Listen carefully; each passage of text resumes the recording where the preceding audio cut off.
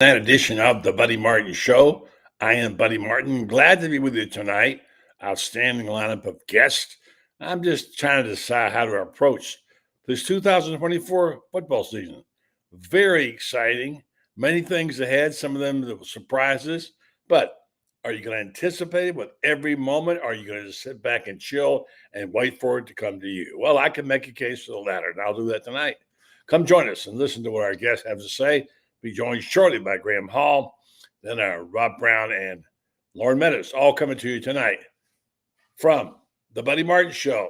So stay tuned. There's much more to come right here on this program. For Buddy Martin, call him up and tell him what you're thinking, but be kind because he's doing the best he can. Better, stronger, faster.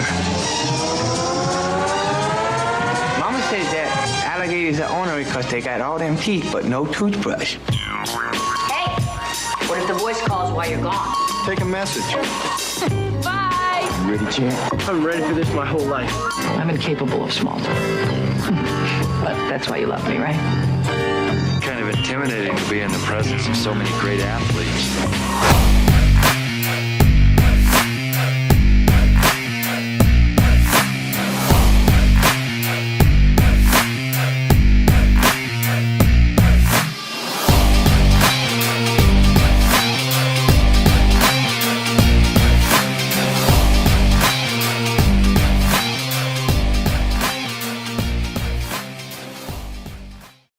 I'm Buddy Martin. Glad to be with you again tonight as we're counting it down to the fall practice.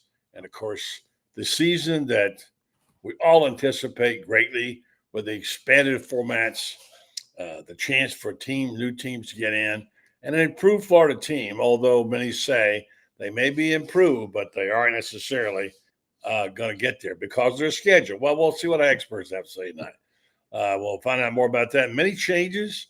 The president of the University of Florida has resigned. The new old president is back. We've got a coach, apparently a very important coach, who left and came back. So maybe things are shaping up well for Billy Napier and the Gators. It's year 3. He's got to get it done. And, well, let's see what Graham Hall has to say. Go to the hotline and see what our buddy has to say. Graham Hall on this Buddy Martin Show, a Tuesday edition. Good evening, Graham. How you doing, buddy? Hey, buddy. I'm doing well. Thanks for having me. It's been a while. Good to see you. I know. The stuff's looking good there. I need a little bit of a pre-fall camp haircut. I know, right, man. I think it looks really good. It's really dark. Looks like you're ready, lean and mean, ready to go. Yeah. You rock it. You got it. You got to rock it. I wish I could rock it. Mine always turns out gray or red or something. So I gave it up. You still got some good locks, man. Don't sell yourself short. I do have some hair at least. That's better than a lot of people. My age is pretty good. So yeah. So it's good to talk to you again. It's been a while. We don't get too often anymore. We used to back in the day. We will more during the season. Don't worry. So famous and busy. And tell me how things are going, by the way, in that job. What's going on? Tell folks what you're doing. Things are going good. It's been a good off season to get a little bit of time of, to decompress after spring camp and get ready for the season. My 10th season on the beat. I'm incredibly blessed to still be covering this team. Yep. Seasons? Seems like just yesterday. I don't want to age you or anything like that, but 10 seasons now. This is my 10th season. So blessed to still be in Gainesville. We bought a house back in March, and so we're settled here, really enjoying it. Looking forward to it. I'll be quite honest. I don't want to be very, someone who generates a lot of hype. I sometimes come on here and take a very positive tone, and sometimes I say what I actually think and maybe come across as a downer, but I do think that this team is trending upward and in a place to surprise some people. I do think they're in a much better place. I just think the elephant in the room, as people know, is the schedule. Who knows how it's going to go down? I think there's some teams on Florida's schedule who are going to disappoint. I think there's some teams that are going to be a little bit better than expected, and we'll see how it plays out for Florida. But I do think that, and this is the message I've taken on the message board for a couple of months now, even more than a year now, is that, and you can speak to this too, if you get to know Billy Napier and you sit in a room with him, you know how intent he is on building this program up and how motivated he is to build quality people, quality players, how invested they are in the success of this program. And it's kind of night and day from the end of the Dan Mullen era in my mind. Not to, you know, admonish the former coaching staff, because so much went wrong at the very end there that really led to the end of Dan Mullen's tenure. But just the turnaround that we've seen in the past 2 years here, this season, I think this program has really made a lot of strides. And as much as people may be down on Billy Napier and have questions, and a lot of them are fair questions, I'm not saying that they're not, he's someone that I do think deserves a little bit more support from the Florida fan base than he has gotten. I know that we invest so much in how much we appreciate a head coach based on wins and losses, but when you actually, like I said, get to know him and know who he is behind closed doors and outside of the games, he's someone that you really, really want to root for. And, in that regard, even though I'm objective and cover the team fairly, he's someone that I would like to see Florida fans, root for, rather than kind of rooting for him to fail here, in a sense, which unfortunately I have seen a lot of, not just on our message board, on social media as well. People I talk to, who else is there out there that you'd want to come in here and be the guy to run the program, who's going to do a better job? That's a very good point. Who are you going to get? I don't know. There's not a Jed Fish out there, or at least right now, we don't really know who the ones who would be an ideal target. I encourage everyone to, if you support the Gators, to turn that support, channel it into supporting Billy Napier, because I think that right now and even into next year, he gives you the best chance at getting this program back on track and contending on a national stage. It's, again, as difficult as the schedule is, you got to separate that from the job he has done, in my opinion. I see the comments here. Of course, there are things that they can do better from a organization standpoint, and they've made strides to do that. They have actual leadership. They have removed some of the, undesirable personalities from, behind, that we don't really hear too much about, or you're not going to really see show up on Saturdays. If they can avoid some unfortunate mistakes and implement the corrections that they want to make, I mean, this is a program that has a chance to be really, really good this year and next year as well. So that's my message heading into fall camp. I'm not really, I'm going to give a record prediction in the next couple of weeks here, especially once we see how fall camp pans out, making sure that Florida avoids any major injuries like we saw last year, losing guys like Justice Boone. That is, I think, a huge thing for me, making sure everyone stays healthy. But everything I've heard about the strength and conditioning program, the leadership behind closed doors, how invested these guys are, how motivated they are, I think there's a lot for Florida fans to get excited about. And I understand why you're not right now, but I do think that'll change pretty soon. Well, I think you put it very, very well. And I think there are things and nuances in the program that take place that it's hard for us to see, because it's internally a lot going on. A little things they drop on us, like Billy said at SEC Media Days. What does this mean? We've lost 500 pounds of fat and put on 500 pounds of muscle. I don't know what that is, but boy, it sounds impressive. And I guess it means they're getting leaner and meaner, and quicker, which I guess is what we're going to see this team. And there's so many things. It's just, we navigated through this changing football game that we were watching. Everything has changed. It depends on when you hit it, how you hit it, if you're prepared for it. Turns out Billy was ahead of his time in getting all these people, these staffers, these coaches that they got, because now it's legal to have them. It seems as though that's a good thing.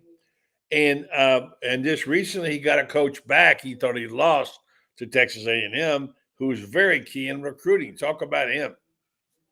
Yeah, Joe Hamilton, a great person. Just getting him back from Texas A&M, I'm certain that he learned some things at Texas A&M and has an opportunity to come back and help Florida recruit.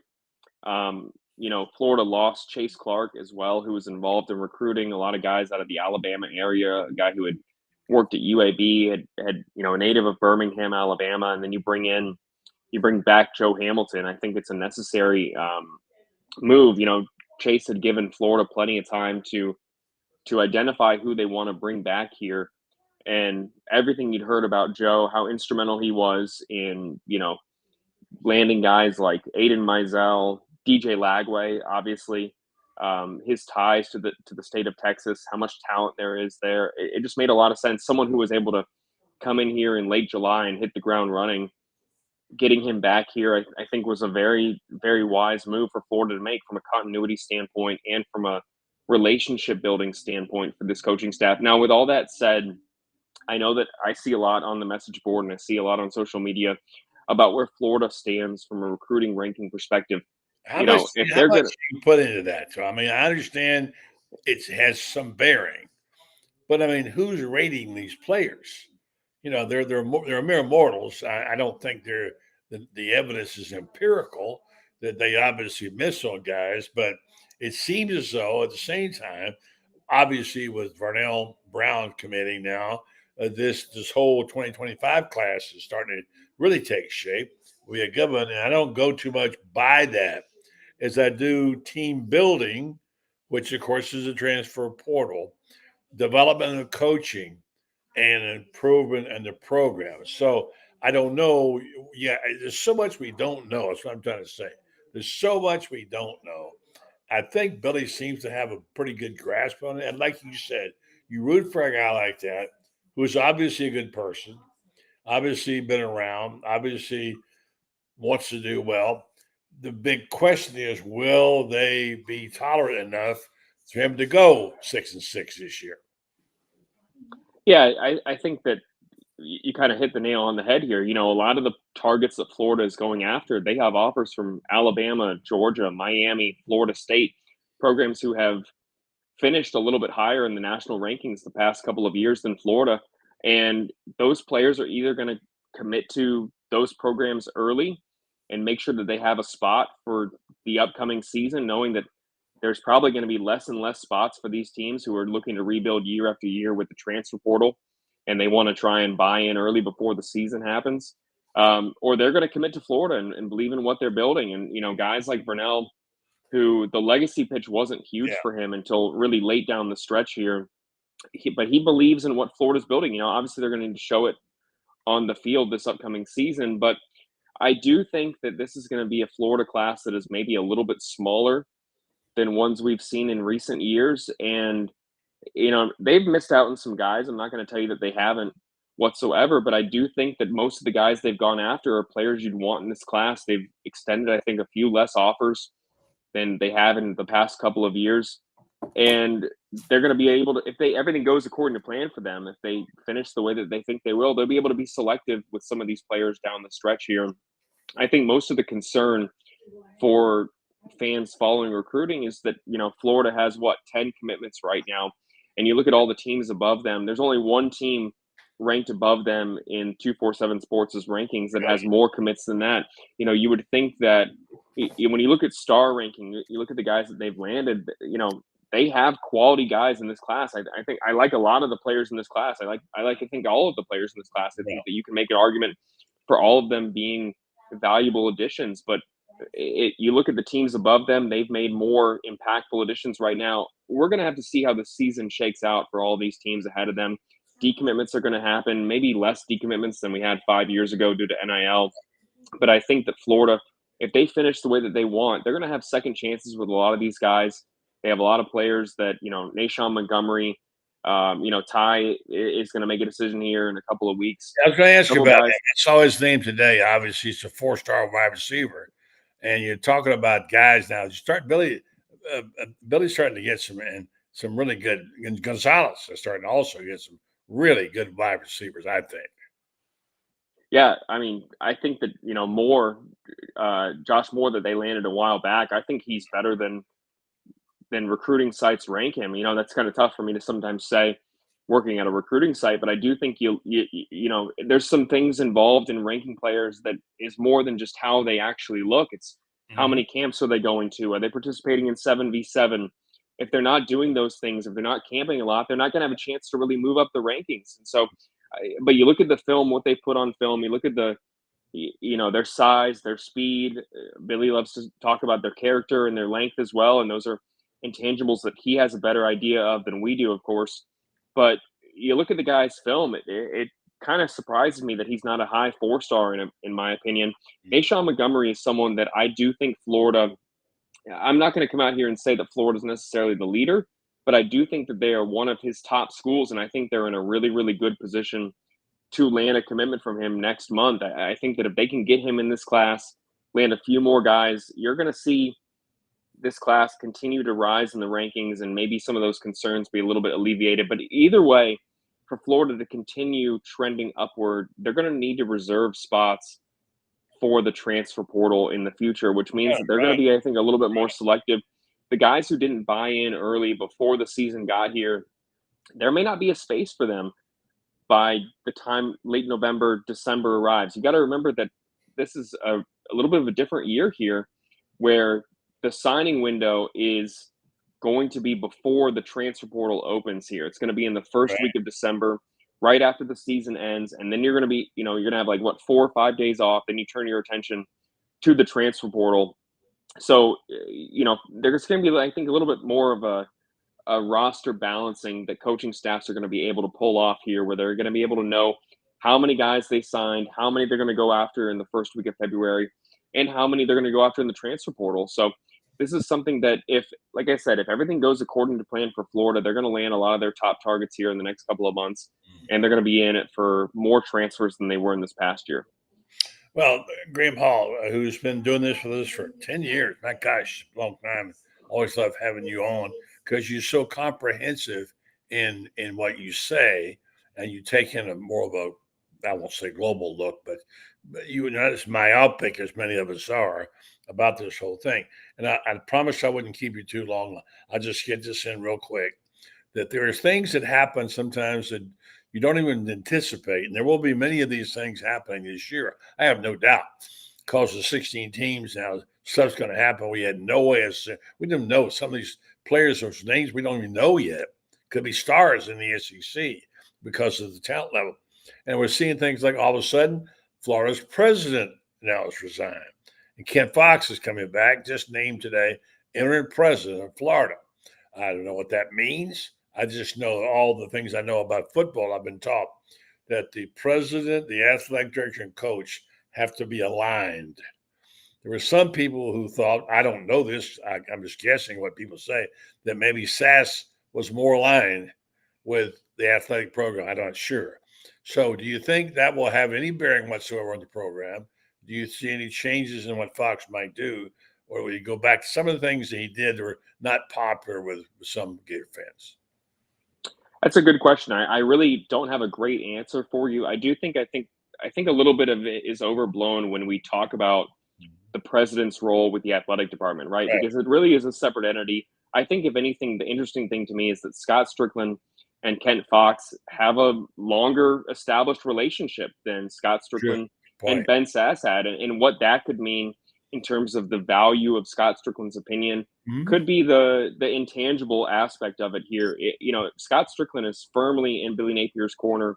And I do think that if Kent Fox is here for an extended period of time, how long this presidential search will take, if Scott is continuing to vouch for him or whether he wants to move on from him, in theory, that may hold a little bit more weight with Ken Fox than it did with Ben Sass. I'm just speculating here. Let me just make that abundantly clear. Right. Well, but I do think that we speculate. That's what we do. Yeah, we speculate. But I think from an outside perspective, many people who were speculating that Ben Sass would have a say in whether Florida moved on from Billy Napier or not, I do think that is no longer, it certainly is no longer a factor. Now, let me make this abundantly clear. Ben Sass is not, quote unquote, going anywhere. He's still in Gainesville. He's still going to be around. He's kind of like a Jeremy Foley as the president in a sense. He's the president emeritus, where he's still going to have input. He's still going to be around, and he's helping aid the transition. So I do think that he's not going completely anywhere in that sense. He's just stepping back to care for his wife, which I think is a fantastic move to make, and really should make a lot of people think about priorities here. Yeah, and our thoughts short life can be. Family too, of course. Yeah, praying for her, absolutely.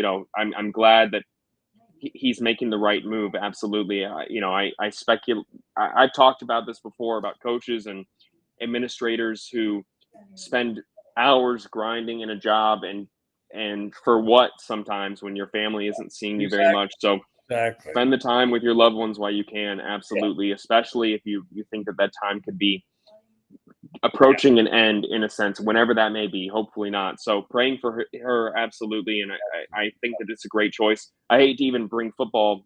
Not Not even this the isn't about same you. language. For It's those not of us even in the who've been same. through that, no, Yep. the two are Yep. not even related. But certainly, we know that it's part of what he has to do. Yeah. know, Before I get out of here, I want to answer Michael's question real fast. Yeah. Michael, good question. I think that the one that Florida fans should be thinking about, because I've heard a lot of discussion about what is DJ Lagway's role going to be. I think that Right. the really interesting thing, and you've heard Billy Napier say this as well, Yeah. the game preparation level for DJ Lagway, I think, is a massive key for him. The interesting rule change for me that could play a role this year that I think Florida fans should look into is the in-helmet communication, because you can have two guys on the field that have that microphone in there, and if you're switching helmets with a quarterback and a quarterback has to change helmets here, that is a new element for freshmen to understand. It's new for everyone out there, and that is, I think, the most fascinating rule change, because if you, and I don't know how much this is going to be enforced, I'm just speculating here, but it's a penalty if you have more than one, if you exceed the limit of guys who can have the microphones on the helmet on the field at the same time. That is another thing that you don't want to happen. Obviously, it's going to hurt your competitive chances. That is the one that I think fans should be paying attention to, because it really has a chance to benefit you greatly if you take advantage of it. But if you make mistakes, if there's a miscommunication on the sidelines, there's going to be from what I've heard, about 6 to 7 guys potentially who may have to change helmets in the middle of the game due to that. Oh, that gets me scared. I start thinking about those numbers, haven't been on the field, and all those administrative problems they've had. If you handle it and you take advantage of it, you're going to benefit. But it could be another element that could hold teams back here, and it won't just be Florida that's going to have to worry about that, of course. But it is something the fans to watch for, because it is a new element. It can raise the ceiling, but it can also lower your floor a little bit if you haven't streamlined your communication. I know you're a hoops guy. I have to get you out of here with this. Billy, basketball team just keeps bringing on talent. Now they've added the kid from Santa Fe, who's a scorer, and name is Kevin Pazimo. It's a walk-on, 6'4". Well, he's short compared to the other guys. This basketball team just keeps adding talent. What do you think about it? Yeah, you got to have walk-ons in practice, especially. I mean, this is someone who's, if Florida's up by 30 at the end of the game, fans are going to be, learning his name, because fans are going to be chanting for him to get in the game like Alex Klatsky was. And, the most important thing, I joke, but the most important thing is these guys are invaluable to the daily preparation. They play a valuable role every single day in practice. They show up. They don't get a lot of the appreciation. They aren't making, the money that scholarship guys are making, but they, like I said, they're part of the team. If you ever watched Alex Klatsky and Jack May last year and Bennett, those guys are the first ones jumping up, cheering on their teammates. So having guys who can contribute in practice and are going to provide energy for your bench, maybe that's the most that you can ask for. You get a local guy coming from Santa Fe. I hope everyone learns his name and cheers for him to get in the game when Florida's up by 30 next year, because that would be awesome, because the work that they put in behind the scenes, they certainly deserve those 2 minutes of an opportunity. Todd Golden looks like he's getting it done. You got it done as usual. Graham, great stuff. You can read him and tell folks where they can get your stuff. Follow Swamp 247. We got a ton of recruiting content coming up this weekend. A busy cookout weekend for Florida. Follow Blake Alderman. Always does a fantastic job. Jacob has been killing basketball like he always has. Baseball coverage was fantastic. We'll have a lot of football content coming. I previewed every single team that Florida's followed, published the recent weight changes. And let me tell you real quick, most of those numbers are a little bit older. Florida has done a fantastic job, in my opinion, improving from a weight standard. Heading into this season, they've made some critical changes, done things a little bit different. And we're going to have a lot of content coming shortly. We are a week away from fall camp starting. So enjoy this last week, everybody. Here we It's going go. to be very, very busy. It's going to be a great time. I'm really looking forward to it. Get that sleep, everyone, because it's going to be an absolute ride. Graham Hall, you're the best, buddy. Thank you so much. I appreciate it. All right. My pleasure. Y'all take care out there. Always my pleasure. We got to make it happen soon. Absolutely. Great. Be well, my friend. All right. Graham Hall. Always You good too. to have Graham on with us. Yeah, he's a knowledgeable guy and someone we enjoy. This is a guy, too. He's been waiting in the green, orange and blue room. Before I get Rob Browne on, I'm going to tell folks this program is sponsored by Meldon Law. They won't back down. Good group of people. You know, they've been sponsoring the show for a long time. They're big Gator fans. They're the only official law firm of the University of Florida Gators. They want you to know that they have lots of stuff to give away on their site, their Facebook page. Check them out. Also, that if you need legal help, they're in that business too. 4 locations now to serve you, including Ocala, Gainesville, Lake City, and now Williston. Check them out if you want a second opinion on a lawsuit like you do when you have your health. You give them a call, Meldon Law. They'll do it for you. Good people there. Go call my friend Jeffrey and ask him about his summer vacation. Meldon Law, they won't back down. And neither will Rob Browne. Good evening, Rob. How you doing? Doing great. Impressive stuff. Recruiting. I mean, recruiting is on fire right now. And the names that he just mentioned, I heard your show last night. I watched it with Browne III coming in. His stats and all are off the charts. So, you start winning some games, recruiting gets even better. Right now, you're trying to get guys to come on the hope of what can be. When you start winning, they can start saying, this is what it is. So it's going to be really fun watching this thing play out. Buddy? I'm here. I had to get off the air. I want to go fast. Sorry about that. But my friend was here. I want to make sure I acknowledged her. And so the recruiting looks like it's very much going the right direction. Yeah. You have a little more global look at things. You covered the whole SEC. If you haven't heard Rob's program by now, I can't imagine anybody on this station or this channel who hasn't. Check him out. He's on every day, Monday through Friday, usually at 9 o'clock in the morning Eastern time. Am I correct? He has lots of great guests. He takes a real inside look at other programs. You might see a name or a face or two you recognize in this channel over there. And Rob is part of our family now. We've kind of been doing stuff together and hoping to do more stuff together. So, Rob, what's the latest thing you've heard that excites you about college football this fall? Really, from SEC media days, the takeaway is that people keep trying to kill the game off, and with NIL and the portal, and it just fuels so much rage by the average fan. But when you get to media days and you see the coaches up there, you start talking to the players, and everybody around you, you start to realize all that's noise. It's just collateral noise and interference, because now we're myopically focused on the games. And that's what I took away from it, is that all the coaches get up there. They're all excited to be there. The over and under on the number of times they're going to use the word excited is way up in the hundreds. But the players, I like to talk to the players. And I talked to several of them about, I said, is NIL the distraction people think it is? They said, no, it's not. There's very few people getting paid a lot of money in college. I'll say it again. There's a minute number of people getting a lot of money. Now, you have some examples of Carson Beck at Georgia spending $285,000 on a Lamborghini SUV. I can take the list of really wealthy people I know, and none of them drive a car like that. They typically drive a car probably 10 years old. That's just reality. But I think that Texas and OU coming in, people love to criticize Alabama fans. Well, they've got the hardware to back up the bragging. Texas, they've got tradition, but since 1996, when the Big 12 was formed, they won it 4 times. Oklahoma's won it 14. But I do think Texas is better equipped to come in the league. And I said that the biggest thing was you didn't have the fans of all the SEC schools in the lobby.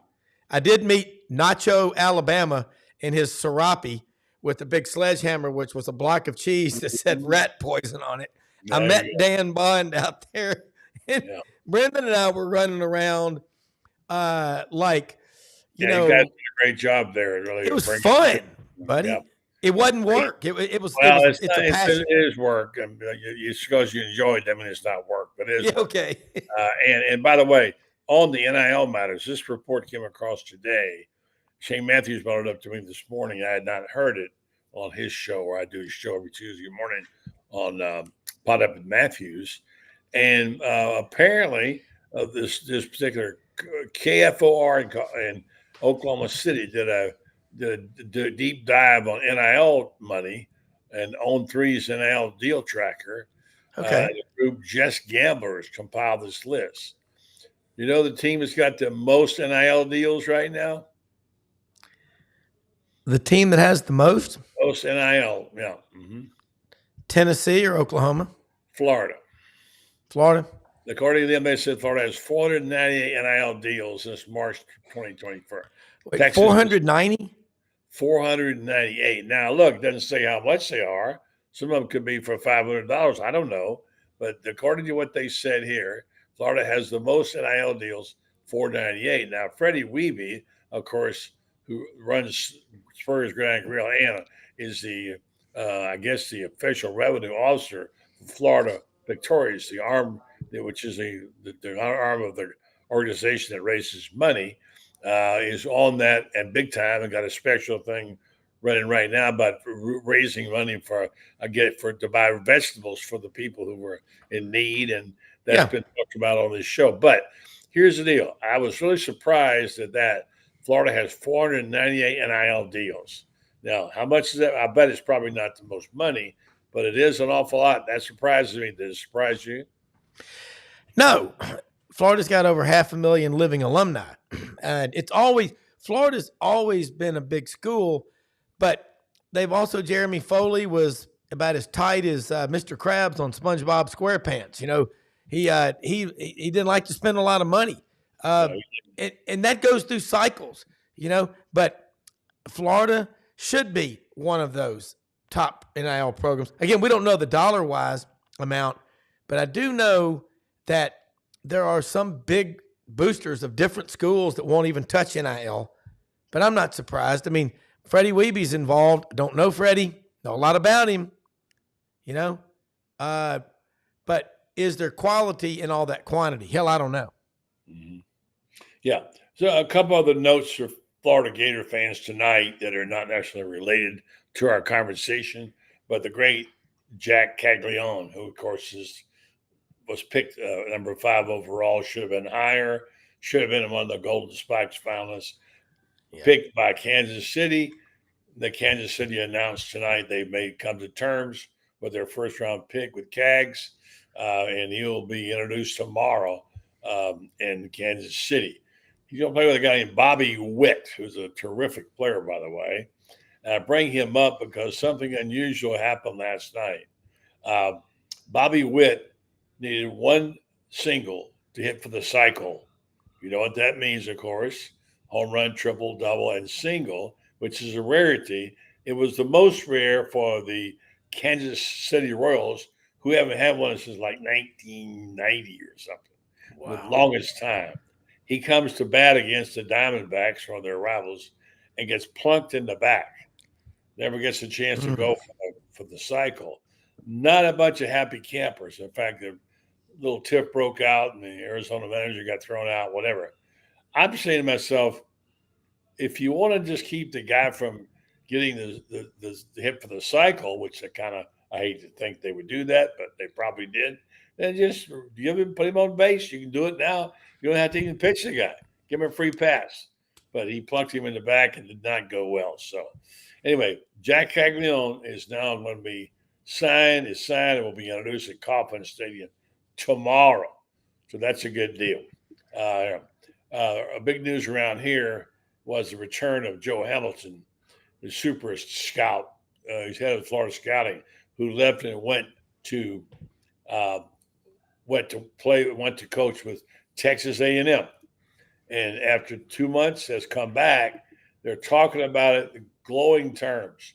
He's the guy who had a role in signing, helping get some of their key players, and including DJ Lagway. So everybody's raving about that move.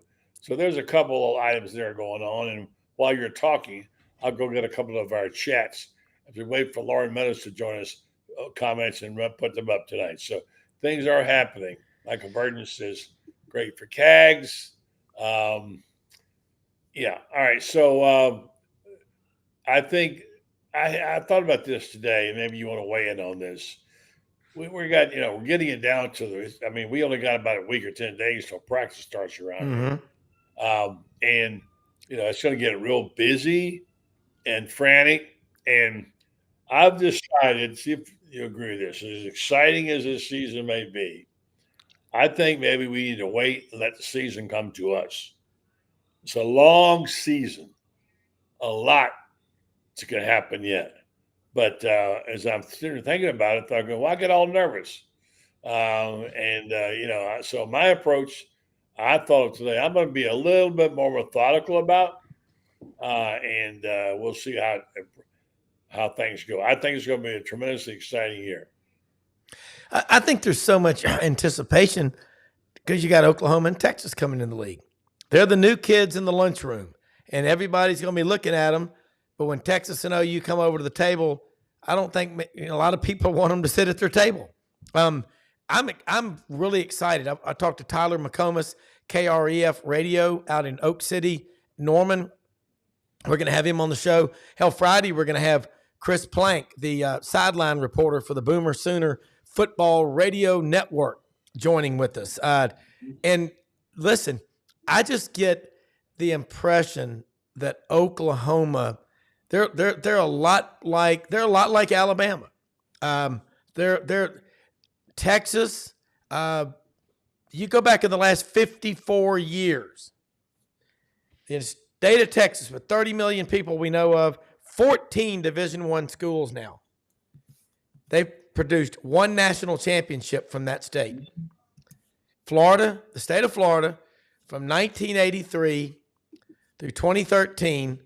That 30-year period has produced 11. 5 for the Canes, 3 for the Gators, and 3 for the Noles. Yeah, but Texas is going to run the league. Don't you know that? Oh, yeah. They were born on third base and thought they hit a triple. There you go. Here's a guy who was born on home plate and probably had a home run. One of our friends. He did. You have him right here quite often. Yeah. Friend of ours, Coach Loren Meadows. Good evening, Loren. How you Hello, guys Coach. doing? Hey man, that's a credit to Pat and Charles Meadows for landing at the home run. I came from good stock. That's right. My folks definitely put me and my two brothers in the right place. So I know your mama, so I can speak to that. I know that. Yes, absolutely. sure. Yeah. So all right. So it's good to have you, Loren. And we're having a conversation about the approach to the season. We're all getting kind of jacked up here about this year with all the changes, which is good. But I said to Rob, I think I'm going to take a little more cautious optimism approach. It doesn't change my positive feelings about things. Maybe let the season come to me a little bit, Let's see, because we know there are going to be so many things that are going to happen we don't anticipate. But hold that thought. Let me just tell you right now, this program is brought to you in part by our friends at TitanMRI.com. They're the people up in Gainesville, North Central Florida, where you can get an MRI, and it'll be a lot easier and better for you. Check them out if you need one, because they will custom make an appointment for you. If you can't come during office hours during the week, you're going to come on weekends night, Titan will make an appointment for you and have someone there so you can come and have your MRI done. They have great first-class equipment. They make it so you don't get so claustrophobic inside those things when you go. And Lauren, you're in the medical business. You know how that is. And, of course, they also say no insurance, no problem. Cash your card. They'll take it. It's not that expensive. So I encourage you, if you're interested in an MRI, check out the people at TitanMRI.com. Loren, the talent level took a jump this week in Florida with Brownw, and things are looking good in the recruiting department. Yeah, I mean, Brownw, I spoke about it on a previous show.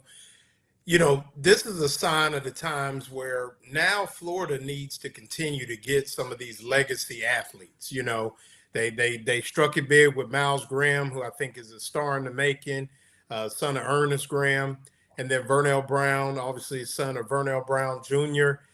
Just two high-level prospects, number one. But like I was telling somebody, buddy, you know this, in places like Ohio State, even like at Alabama and Auburn, if daddy played at Auburn and Alabama, then I go to Auburn or Alabama. I go to Ohio State if daddy played at Ohio State. And for a while, Florida was just missing on those legacy guys under Mullen and even under McElwain, where guys were going elsewhere. And, you know, kudos to Billy Napier that he's been able to bring those legacy guys in, because that's the way it should be. I mean, if you're a kid, and like I said, daddy played for Ohio State, they don't miss on those kids. They just don't. It is a thing. And it's becoming a thing in Florida. Ben Hank's son is another prospect that is going to be a high-level guy that Florida simply needs to get. And I think it bodes well for the optics of recruiting and things like that. And I think that the one thing that you can applaud Billy Napier for is most of the case, and we talked about this, recruiting has changed so much that the transfer portal is such an important piece of team building. And, you know, you couple that with great recruiting base with people that here in Florida. And I think, yeah, like you said, it does put things in a positive space and get them on the right track. So, yeah, I mean, I think that was a big get for a lot of reasons. For what I understand, Brownw III is murderous in the slot and really good with the ball in his hands. So you talk about Eugene Wilson and Brownw the third on the same team here the next season. I mean, you got something cooking there, and they're going to have some other guys around them. So it could be interesting. I agree with you. It's going to be fun to watch. And Billy Gonzalez is starting to get some talent at the wide receiver position. Another kid may sign in a couple of days. They're looking at him too, wide receivers. So the talent level, Rob, has gone up in Florida the last couple of months or so. And I'd say it's trending upward, Loren, way things are going. We can't predict what will happen, of course, but we know this is the season of survival. They get that 7-8 wins. They're golden right now because things are going to go up. They got the good quarterback coming up in Lagway. They got a good senior this year to lead them. So I think this looks like it's really taking shape on behalf of Billy, and I think we'd all like to see him do well. Well, the thing you can ask about your team is not only are they a talented football team, but when you talk to guys like, you know, guys are going to be leaders on the team, your Graham Mertz, your Austin Barbers, your Asa Turners, you know, guys, the Shamar James, Montrell Johnson. There is a belief in the philosophical parts of this football team. And they believe in Billy Napier. And I think that goes a long way. And Rob, you can speak to that. I mean, when you're building a team and the team, you know, I was always told it doesn't matter really what you do offensively and defensively, as long as it's sound and your kids believe in it, you're going to be in good shape. And I know a lot of people make a big deal that Florida is not going to do as well because of the schedule. They're going to be better. And you talked about Titan MRI. There's going to be a lot of MRIs in August. You know, guys are going to get banged up. Guys are going to be missing. It's going to change the outlook for a lot of different rosters throughout the country. And, you know, for instance, Caleb Downs goes down at Ohio State. They got problems. Yeah. You know, they got an issue. You know, they really don't have an answer past Howard at quarterback. You know, I mean, there's a lot of things that could shape a lot of different football teams. Yeah. I mean, what if DJ goes down up in Tallahassee for some reason? I mean, there's a lot of things that go into it. So, you know, it's like you said, let it come to you. You know, I'm a person that I'm a big pop culture person as far as the the landscape of college football. They got the video game out now that broke box office records, and a lot of people be fired up by the time football season is. So, just get on the joysticks, take your time, watch the Olympics, and before you know it, football season will be here. I like your approach. I think the Olympics is certainly going to be 17 days of good watching. And I know, Rob, we talked about this. People think things only happen to their football team. Yes. Like, we don't have this kind of guy. We don't have this position. We don't have this backup quarterback. It's not just you. There's 16 teams out there. They all got some problems to deal with. A lot of problems. Find out about it. Where are those holes? They're not all going to be solid. We'll see how that shapes up. There are going to be some games won that weren't supposed to be, and games that were lost. This is the SEC, Rob. Well, everybody wants to get together for the book club meeting before they've read the damn book, okay? This is a 12-chapter book, and you better do a lot of loving on those players because you're going to work their ass off. And as the season goes along, and y'all know this is what happens. You ever played tennis or golf, or you pick the sport with someone, say a good friend that, is sort of the club champ, the local, he's the best, and you're ahead of him. And all of a sudden you go, wow, I'm ahead of him. And it's like, I guess I'm supposed to roll my ankle or collapse. You've got to believe that you're good enough in the first place. And I keep going back to Florida. Everyone talks about the schedule, logo fever. They're not breaking down the roster. And I don't know if Billy Napier's a pretty hard-headed guy. Watch him the first 2 years, what he does on offense. But if he's willing to listen to some people around him, 63% of that roster, and I don't think that includes the portal guys they've brought in, are 4- and 5-star players. That's good enough for 9th in the country. Franz and I talked about it on my show this morning. That's a big deal. And you just worry about Miami. Don't worry about all that other stuff. But everybody gets ahead of themselves. How many tests did you get a failing grade or a D or a C because you didn't finish the question and you were just in a rush to get out there because all your friends were out in the hall or outside smoking behind school? I mean, you got to think this is what happens with the schedule. With everybody, look, when you sign up for Florida or any SEC school, you're guaranteed a tough schedule. And it's a 12. Think about this. Track and field workout. Coach, all right, guys, here's what we're going to do today. We're going to run 4 200s under 27. You're going to have 90 seconds in between. You're going to run 4 400s under, say, between 60 and 75 with a 90-second break. And you're going to run 4 800s. I want them all under 205. Well, if you go out on the first one and blow your wide, you got nothing left for the other 11. Yeah, sure. Hey, it's what you have to. I like to draw pictures. Yeah, that's just what happens. Good point. I want to get back to Ben Hanks' son for a second. For those who might not know this story, and that is that Ben Hanks was a player from Miami that Steve Spurrier really wanted. He was borderline academically. He was a great kid. And Spurrier went to the mat for this guy. He went to the president and AD and said, I guarantee you this kid will graduate. He's a terrific player and he got high character, and I'll vouch for him. And he went out and got his number 11 out of retirement, Spurrier, and gave it to this kid, Ben Hanks. And Ben Hanks came and played for Spurrier, had 4 great years, graduated, and now his son's coming to Florida. That's a legacy right there. Yeah. Right. And, buddy, let me throw this out. Here's a Gator Bait exclusive for our guy, Tommy Roberts. This is what you get when you kind of sleuth around. This is the kind of journalism. I can say for 90% certain that C.J. Ingram will not be playing football at Florida. He is basically going to focus on basketball, from what I understand. Well, I've heard that rumor, and hey, more power to him. Yeah, no, he's a great kid, and has really elevated himself in the basketball space when the summer started, I think he had 2 offers. Now I think has offers from 12 of the 16 SEC schools. Yeah. So, no, definitely a great, great young man. Mm-hmm. So if Florida gets him in either sport, they will be, in great shape. He plays quarterback for Hawthorne right now, but I don't think so. He wouldn't play quarterback in college, but I think he's being recruited like as a receiver.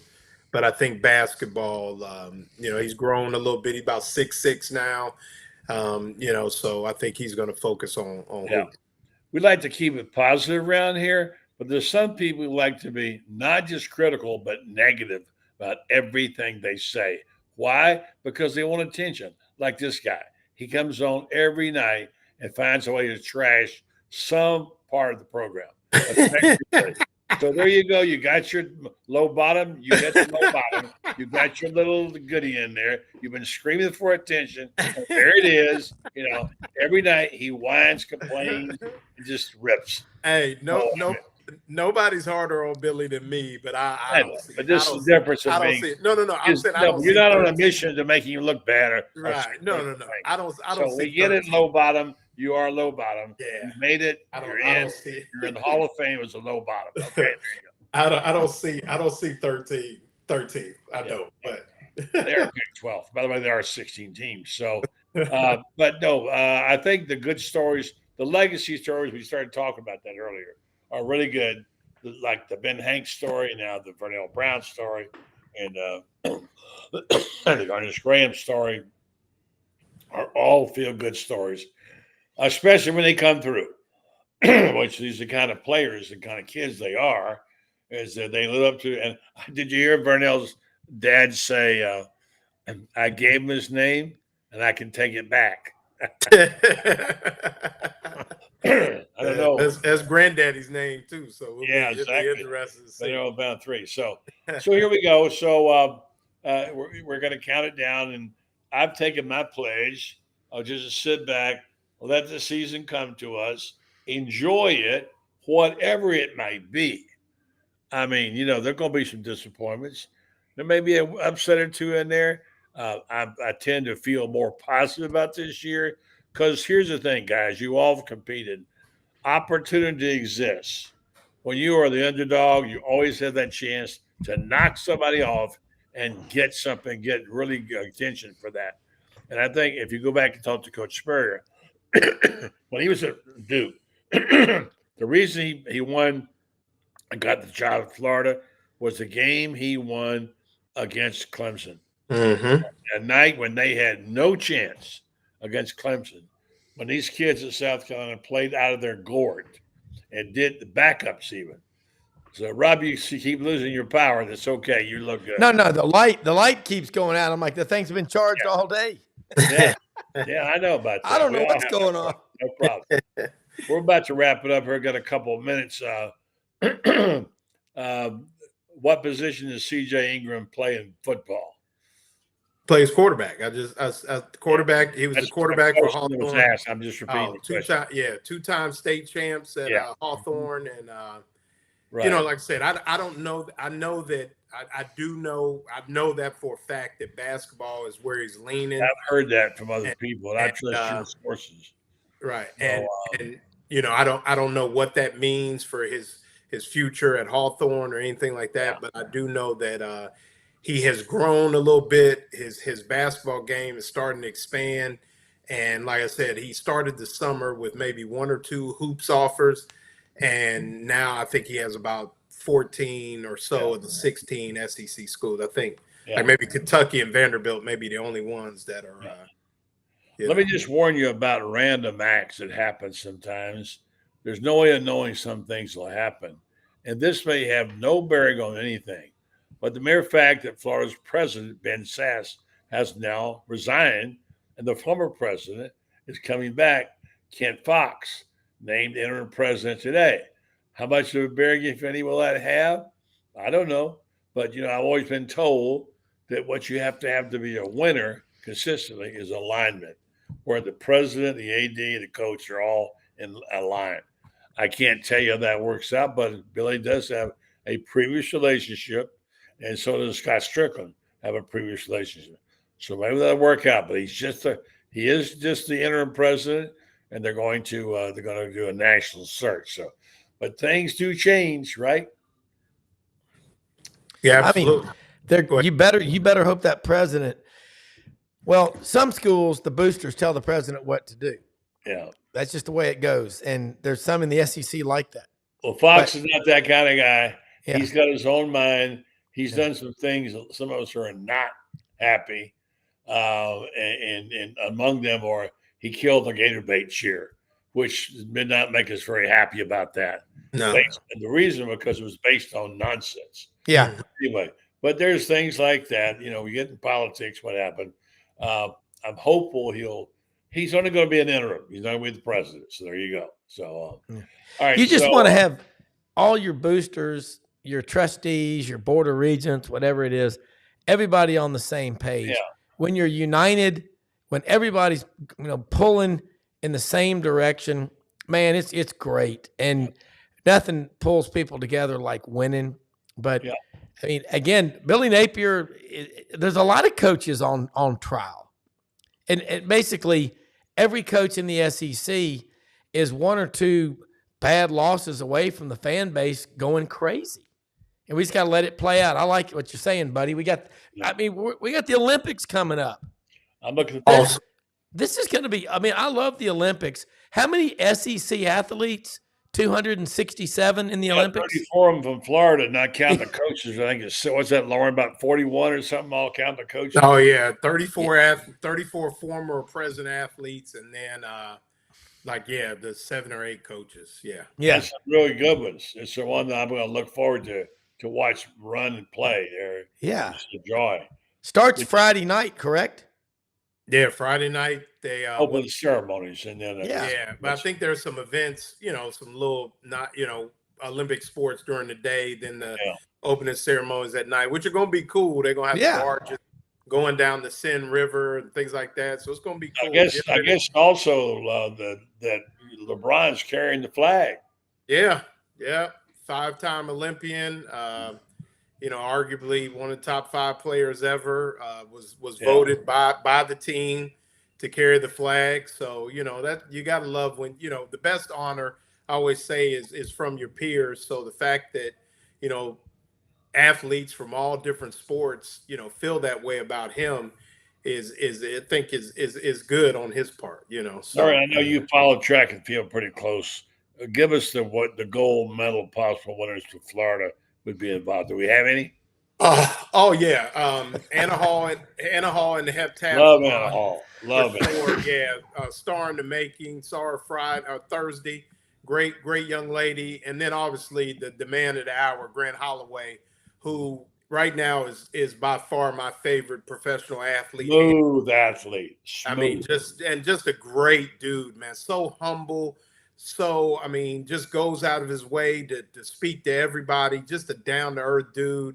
And once again, I think he's going to be, a lot of people talk about Noah Lyles, and rightfully so, and his Gainesville connections even. But, Grant Holloway is just such a special guy, man, and such a technician. And he's going to, he's going to take his time, get through the rounds. And I think he really has set himself up to peak at the right time. So it really should be a good Olympics for him. Those are, and then obviously we've got the swimmers, Ledecky and some of the others that train here in Gainesville. Right. And just a lot of but as far as track and field, the 2 best chances is I think Anna Hall did a nice job of kind of backing off after the trials. So she's really healthy. If it's close at the 800, she's going to win the whole thing. Because she's far and away the best heptathlete in the 800.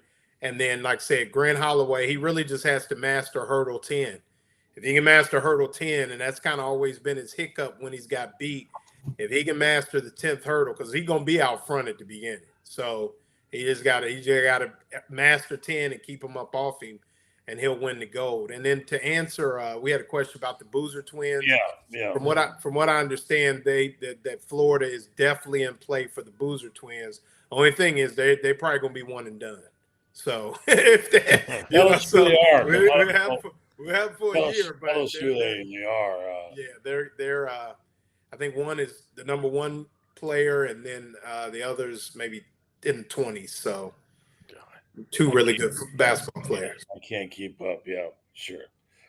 All right, my man. Well, good job by both of you. Appreciate that very much. And you guys take care. We'll catch up to you. Thank you, Rob. Don't forget to catch Rob tomorrow, 9:00. Who's on your show, Rob? Starting off with Ron Higgins, a great sports writer down in Love Baton Ron Rouge. Higgins. Used He's a to be in Memphis. Used to go to church with us. Love that guy. Followed good up by Brad Logan Media Network in Bruce, Mississippi, Oxford, and then Vince Ferrara from the Sports Animal in Knoxville. And we'll tap on all 16 logos, which is what we do every show. And thanks for letting me be on here. Love being on with you. Thank you. Love having you on. Rob, are you in Memphis, Rob? Yeah, in Memphis. Okay. I'm heading to Auburn tomorrow to go meet with the Exo Armor people, the ones making all the 3D casts and braces and all. And then I'm going to meet with the AI people that Brendan and I, by the way, Dr. Reed, Office of the Provost at Florida, chaired that panel, blue ribbon panel on AI that Brendan and I attended at Media Days. Holy shnikes. Florida and Auburn are the tip of the spear for AI. And we're going to bring them on the show with us. I'm going to meet with them as well when I'm down there. I'll be in Memphis. I'm flying into Memphis for a Mississippi State game. So I'll be down later. Okay, yeah. Later. I'll see you then when you come up here because I'm here and I don't know what day you're getting in, and I got to look at the schedule. Florida, Mississippi State versus Auburn and whoever they're playing, and we're on the road. But we'll meet up. In fact, I'm going to call you right after the show. All right. All right, guys. Thanks a lot. Great job. Appreciate it. All right. Appreciate it. Loren Meadows. Thank you. All right, folks, we'll wrap it up with a thank you to our special sponsor at WinStar Medical Research. They've been with me a long time, and so proud to have them as a sponsor and also to call them my friends. They do so many good things in our community, good people. They also sponsor a lot of good stuff. And Joe Sorrentino, one of the proprietors and founders, his son Joey was a walk-on special teams player at Florida under Urban Meyer, one of his favorite players, now a dentist in Ocala. And Mary Brantley is married to the famous Scott Brantley. And boy, what a gift, what an angel she's been to him. So in addition to that, it's a company that wants to help you get better, would like your participation in some of these clinical research trials to get information they can send off to these companies to get a better feel on what we need to do to be treated here in this area. So if you'd like to be a part of the clinical trials, they'd love to have you. All you got to do is log on to their site, winstar.net, look at the part about clinical trials and click on it and see if you qualify. And you could be compensated for time and travel. And it'll be an interesting experience. And you may be able to get information and even medication that you can't get anyplace else but there. So check them out. Good people and a good cause.